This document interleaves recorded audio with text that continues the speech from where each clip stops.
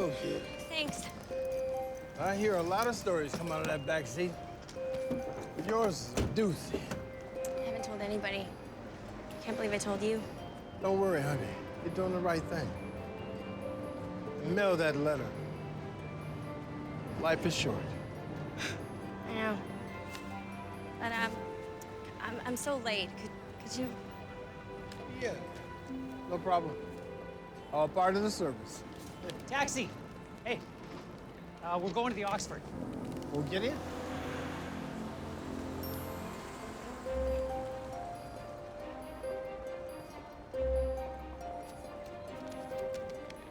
You're not gonna believe this. You missed the train. I know. No, he's okay. He's gonna catch the 2 o'clock, so we just ignore him. I'm fine. But you'll have to keep everybody there until we get there. Sorry. Could I mail this letter? Yeah, whatever. I don't know. You can feed them whenever. Perfect. And there's some salsa in the fridge. You know, just take it out of the oven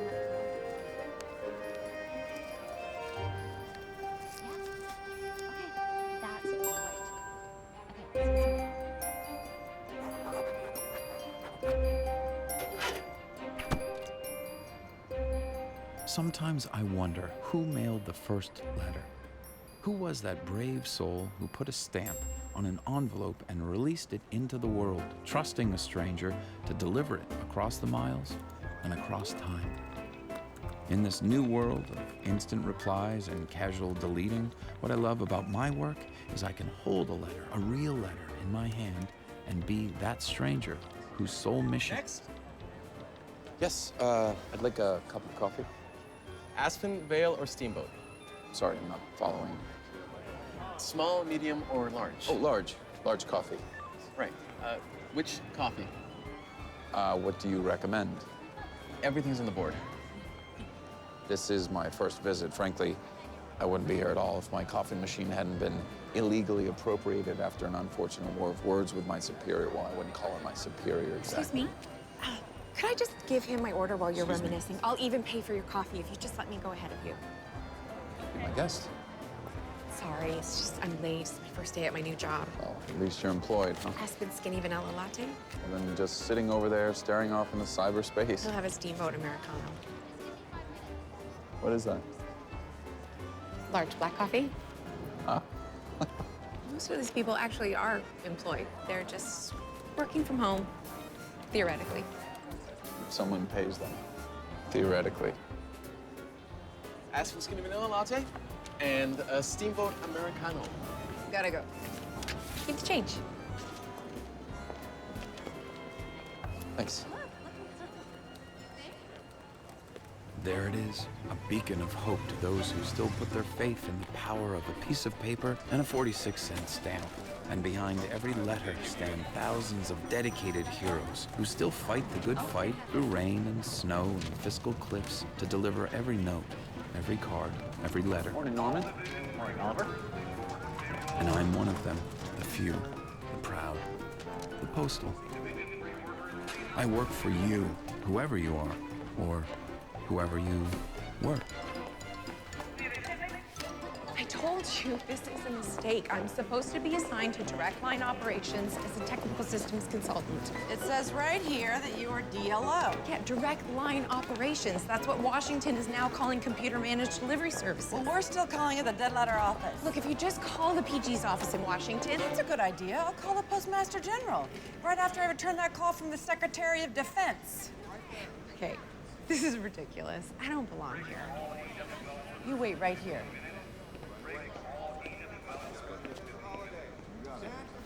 Oliver, I want you to train this girl. She's a computer something from Washington. No.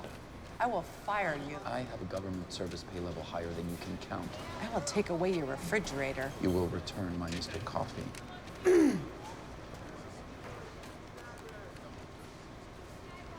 Done. Send her in. McInerney!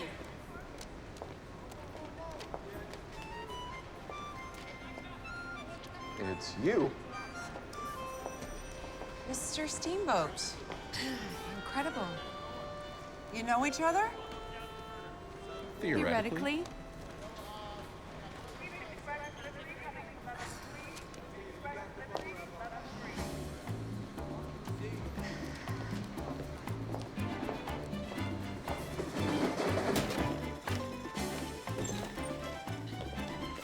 Rita, Norman, our ranks have been increased. This is. I'm Shane McInerney. I can't work with someone named Shane. Norman, tell her why. Because at some point you, Shane, will walk away and Oliver will need you to return. Very good. Go on. And Oliver will be forced to stay. Shane, come back, Shane. At which point you will look at me with much the same vacancy with which you stare at me now, utterly unaware of the unfortunate cinematic reference. Therefore, I shall call you Cheryl. Well, I'm just here temporarily. And how wise of you to realize such a great truth so early on in life. What I mean is there's been a mistake. A merry mix-up, perhaps. A mistake. Well, we shall see. Rita, please file this in a safe place. A photographic memory is a plus in this business. I believe there are no coincidences, Miss McInerney. Coincidence is the middle name of the Almighty. You did that? No, but it is the standard to which we aspire, and one day we too shall join the pantheon of postal excellence. Every letter that passes through the United States postal system represents an act of faith. Faith that it will reach its destination on time and in good condition. Faith that what was written by the writer shall remain private until read by the... Righty. This is a sacred covenant that, if broken, signals what? Norman. The breakdown of civilization, the beginning of anarchy. That is why we attempt to ascertain the correct address using clues from the outside of the envelope until we have no other choice. And it is that moment when we decide to open the letter. We do it reverently, respectfully, much like a medical student performing a first autopsy. Oh, God, help me. We read only as far as we must, gleaning and gathering clues as to the correct destination. This is a high calling indeed, Cheryl. Shane. It's Shane. Now it's time for some real work.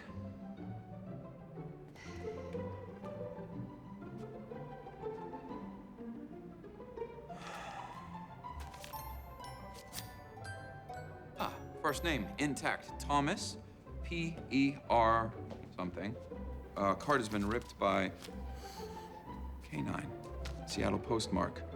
Not a birthday card, not a sympathy card. I'm guessing, thinking of you. All right, we're going in.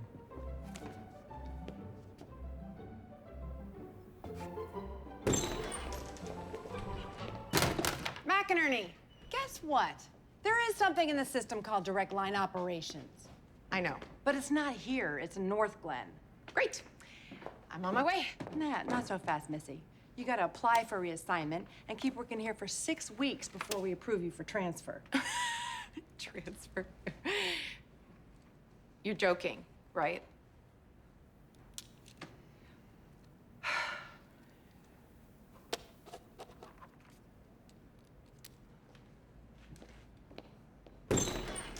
Hard to believe she was once Miss Special Delivery of 1999, Shall we continue?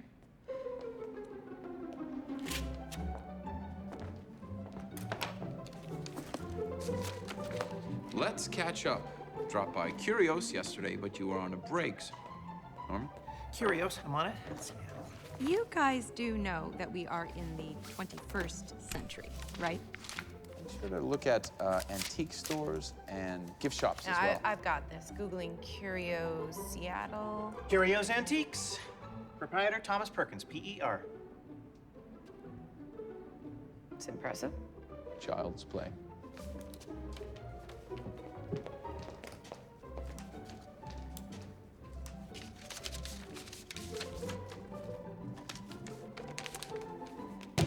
Thank you, Rita.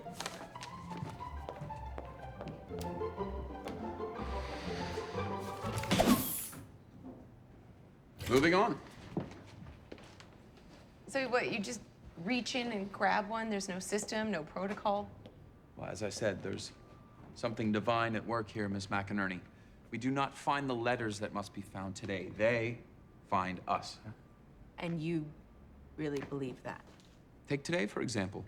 Of all the coffee shops and all the towns and all the world. You walked into mine. Yes, and just as everything in the dead letter office was originally intended for someplace else, and yet for some providential reason, they have been misdirected. Temporarily, of course, not unlike you. Yeah. But It's happening. Norman, what's your pencil, please? Addressed to Charlie, no surname. Reply reads simply, Kelly from Washington Park. 45-cent bicycle commemorative. I used to ride bikes in Washington Park all the time. There's a funny little man there named Stumpy. He runs Schwinn's. So a sentimental stamp choice, then? Yes. She enclosed something here. Norman, consult, please. Well, the handwriting indicates a female in her 20s, usually confident, recently troubled, indicated by bold figures, tempered with tentative strokes. A letter written in a hurry.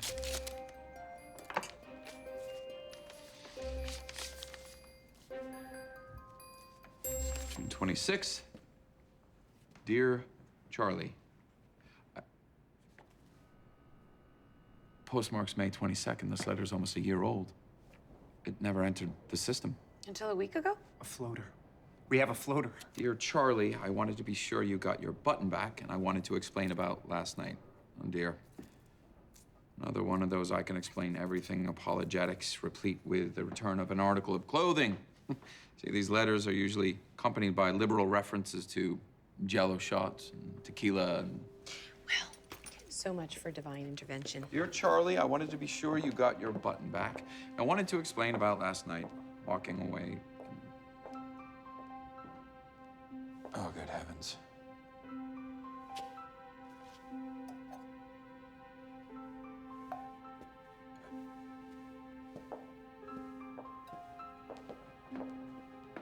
Walking away and leaving you standing in the park was the hardest thing I've ever done, except to tell you what I'm going to say next. I had to leave because I couldn't let you watch me die. Norman.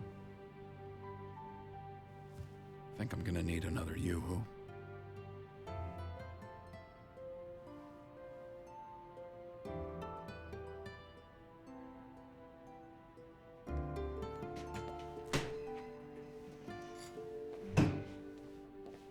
What is that? Yoo-hoo. He hardly ever has two before noon. I once met the president of the Yoo-hoo company on a bus trip in Mexico. Okay, now where were we? I had to leave because I couldn't let you watch me die. Oh yes, here we are. The truth is I'm sick. I'm really sick, Charlie. And for the longest time, all I've been thinking about is just trying to stay alive. And then yesterday, I stepped into that elevator, and there you were. Sorry, we're going up. Looks like all the way. Oh, well, doesn't really matter. It's a nice ride, though. You get to stop at all the best floors.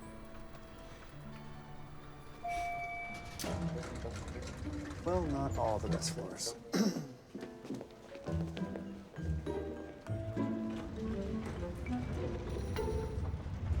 Charlie, is that you back there? Good morning, Mr. Cameron. You get my cinnamon crawler? Yes, sir. And the Columbia Supremo, not that junk from Ecuador you got yesterday. Mm-hmm. You know, you're never gonna make it in mergers and acquisitions if you can't even take a decent coffee order, pal. Colombian, I got it. All right. Make sure it's up on the 17th by the time I get there. Oh, and Charlie, try not to screw up like you usually do. Yeah, I meet that new VP today, and I hear she likes her donuts. I bet she's a pig, huh? Actually, I like bagels, but I can buy them for myself, right, Charlie? Did you see the look on his face? So you're the new vice president? No. Do I look like a vice president? No, you look beautiful. I mean, you were great. Well, I hope I don't get you in trouble. I couldn't resist. You actually work for that jerk? Yeah, and 3 more just like him. Sorry to hear that. You know, well, you learn something from everybody, even if it's what not to do. It's a great attitude. Want a donut? Thanks, but I actually do prefer bagels. I'm supposed to stay off sugar while I'm... 17. Thanks again. It's the best laugh I've had all week. Maybe all month. Maybe all year. Charlie. Oh. You deserve better. Life is short, you know. Yeah, but sometimes the days are really long. Oh, hey, what's your name? Kelly. A nice Irish name, Kelly with a Y, and correctly spelled. Look at that. Why do parents insist on being unnecessarily creative these days? Kelly with an I, Kelly with an I-E, Kelly with Y-E? So he just left her in the elevator? Yes.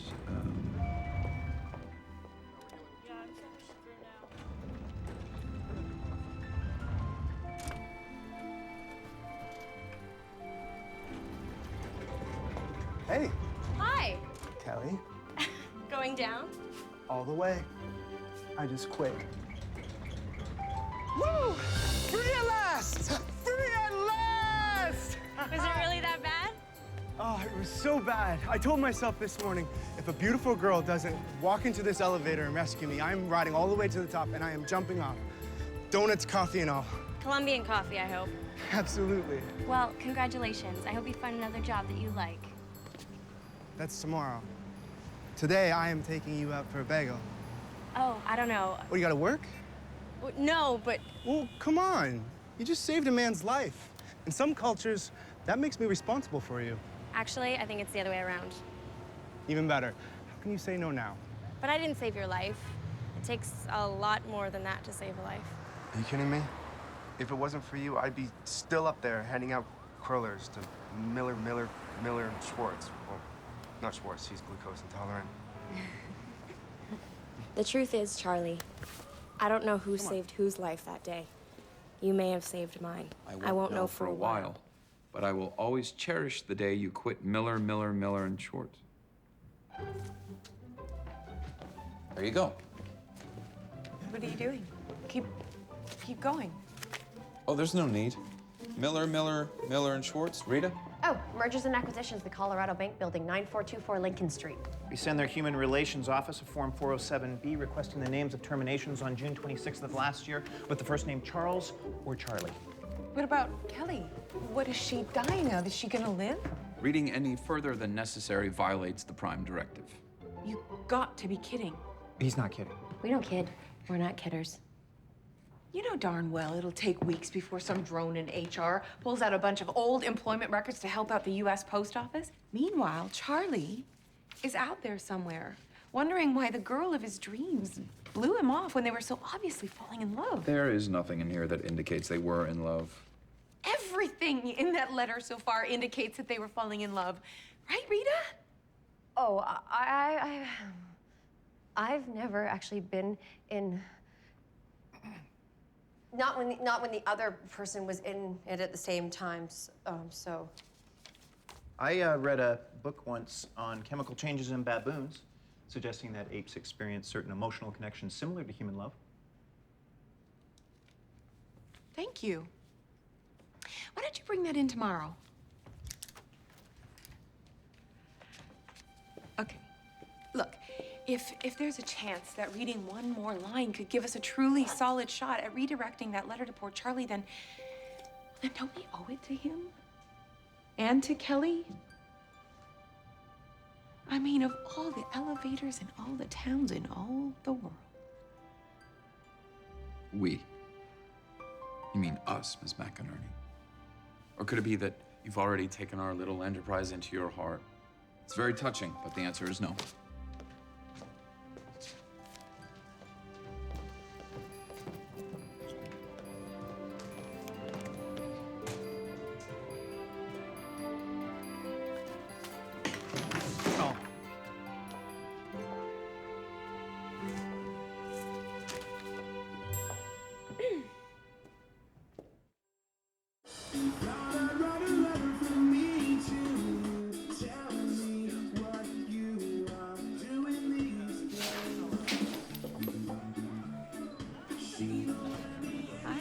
heard of cop bars and sports bars and mafia bars.